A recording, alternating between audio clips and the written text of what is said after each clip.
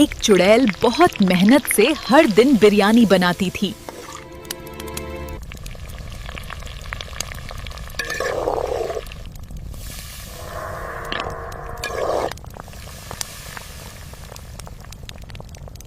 चुड़ैल अपना भेष बदलकर हर शाम गांव में बिरयानी बेचती थी।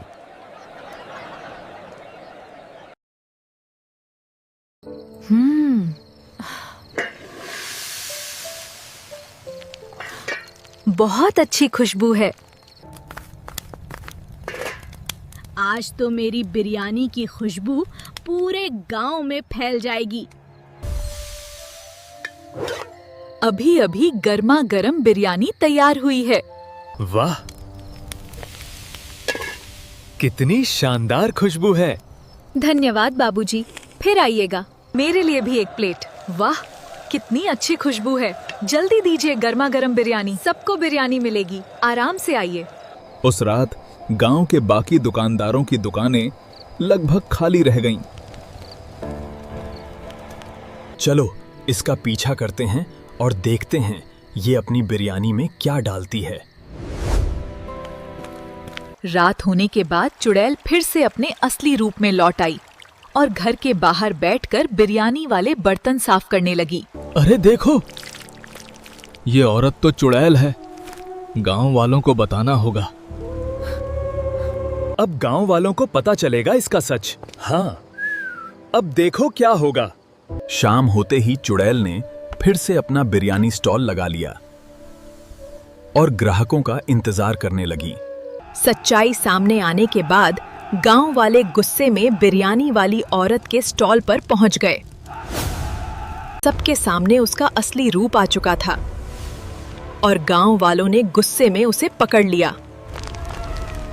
इसे गांव से बाहर निकालो, इसने हम सबको धोखा दिया।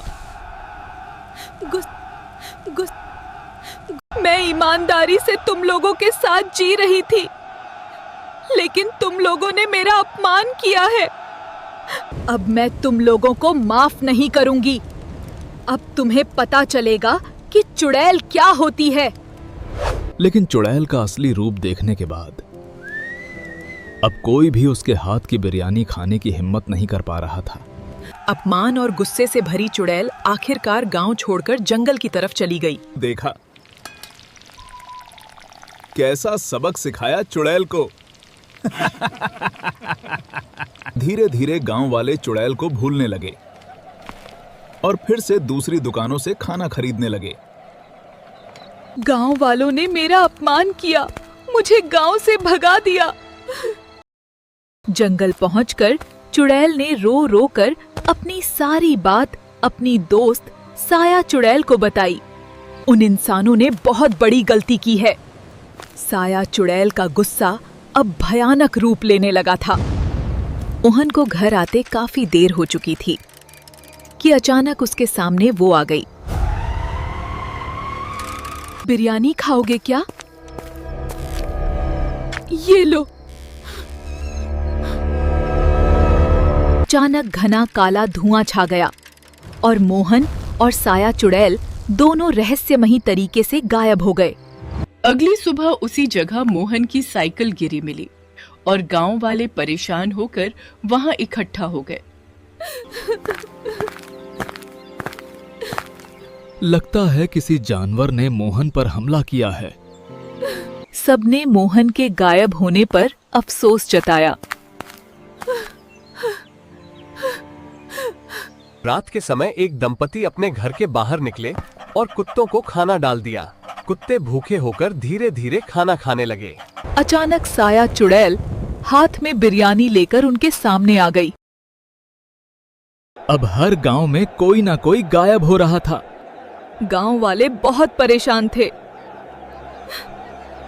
अब गांव वालों को खाने में कोई दिलचस्पी नहीं रही और स्टॉल वालों का काम पूरी तरह ठप हो चुका था।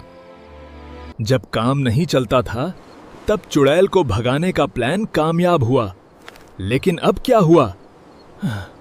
मेरे पास एक आइडिया है जिससे गांव वाले फिर से हमारे स्टॉल पर आएंगे और खरीदेंगे। सच में?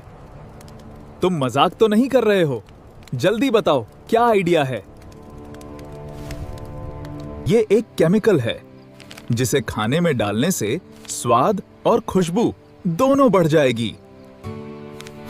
बस एक बार इस्तेमाल करो, फिर देखो लोग खुद खींचे चले आएंगे हमारे स्टॉल पर। अब हर स्टॉल वाला इसे यूज करेगा और फिर भीड़ खुद आएगी।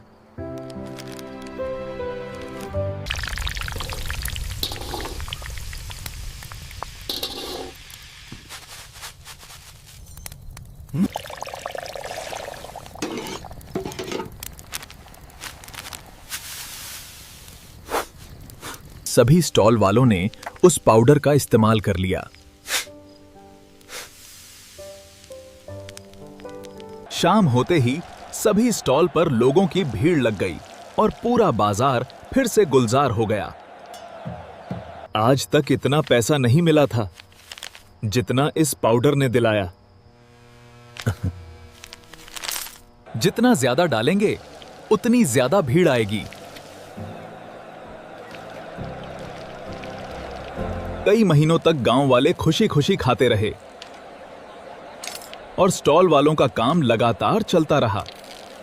कुछ महीनों बाद उस पाउडर की वजह से गांव वालों को उल्टी और दस्त जैसी परेशानी होने लगी। एक तरफ गांव वाले बीमारी से परेशान थे और दूसरी तरफ लोग गायब होते जा रहे थे।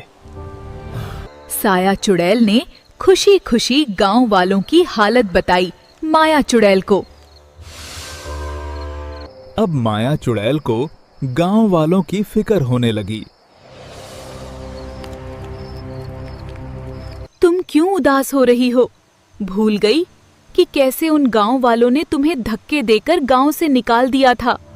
माया चुड़ैल ने कहा, मैं गांव जाकर सच का पता करूंगी, वरना गांव के लोग इस बीमारी से मर जाएंगे। क्या आप लोगों को भी यही लगता है कि गांव में बीमारी और लोगों का गायब होना सब माया चुड़ैल ही कर रही है? गांव वाले लोग गुस्से में चिल्लाने लगे और माया चुड़ैल को दोष देने लगे। रात के अंधेरे में माया चुड़ैल और साया चुड़ैल सरपंच के घर पहुंची। सरपंच डर गया और माया चुड़ैल व साया चुड़ैल उसे पकड़कर कहीं दूर ले गईं। और फिर माया चुड़ैल और साया चुड़ैल सरपंच को लेकर छुपकर स्टॉल वालों को देखने लगीं। और फिर सरपंच ने अपनी आंखों से देखा कि स्टॉल वाले लोग खाने में केमिकल पाउडर मिला रहे हैं। और फिर माया चुड़ैल और साया चुड़ैल सरपंच को वापस घर छोड़ आईं और सरपंच ने उनसे माफी मांगी। अगली सुबह सरपंच ने गांव में मीटिंग की और बताया कि माया चुड़ैल निर्दोष है। हम सब लोगों का पेट इसलिए खराब हो रहा है क्योंकि ये स्टॉल वाले लोग कुछ केमिकल मिला रहे हैं खाने में। स्टॉल वाले लोग अब गांव की मीटिंग वाली जगह पर खड़े थे और पूरा सच सबके सामने आ चुका था। गांव वाले गुस्से में उन पर पत्थर फेंकने लगे और डर के मारे स्टॉल वाले लोग वहां से भाग गए। चलिए, मानता हूं कि इन स्टॉल वालों ने केमिकल मिलाया और हम सब बीमार हो गए। आप लोगों के गांव से कई लोग गायब हो रहे थे। वो लोग मेरे पास सुरक्षित हैं। इन लोगों को मैं मारने के लिए नहीं लाई, बल्कि इस बीमारी से बचाने की दवा बनाने के लिए लाई हूँ। गांव वालों ने जड़ी बूटियों से बनी दवा पी और धीरे धीरे उनकी तबीयत सुधरने लगी। हम आपसे माफी मांगते हैं और चाहते हैं कि आप फिर से हमारे साथ रहें और हमें बिरयानी खिलाएं। अगर तुम ना होती तो आज मैं अपने आप को निर्दोष साबित ना कर पाती। उस दिन के बाद माया चुड़ैल फिर से गांव वालों को अपने हाथों की स्वादिष्ट चिकन बिरयानी खिलाने लगी। आपको मेरी कहानी पसंद आई तो चैनल को सब्सक्राइब कर दीजिएगा दोस्तों। लाइक करना मत भूलिएगा।